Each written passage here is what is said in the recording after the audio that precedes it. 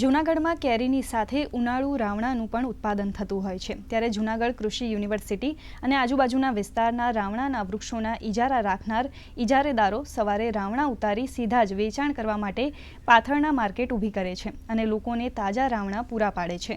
ખેડૂતો જ વિક્રેતા બનતા તેમની આવકમાં પણ વધારો થઈ રહ્યો છે। જૂનાગઢના અક્ષરવાડીથી શરૂ કરી ટીંબાવાડી સુધી વિસ્તારમાં આ રાવણાનું વેચાણ કરવામાં આવે છે।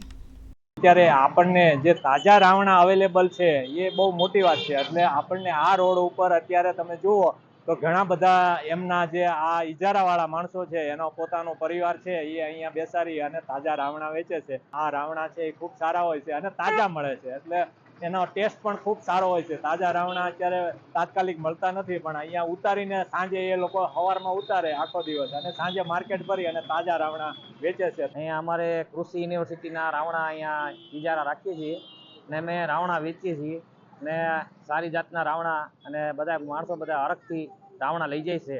અત્યારે બજાર બસ 120 રૂપિયા છે, બહુ વધારે ભાવ નથી। બધા માણસને પરવડે એમ છે અને બધા હરખથી લઈ જાય છે રાવણા।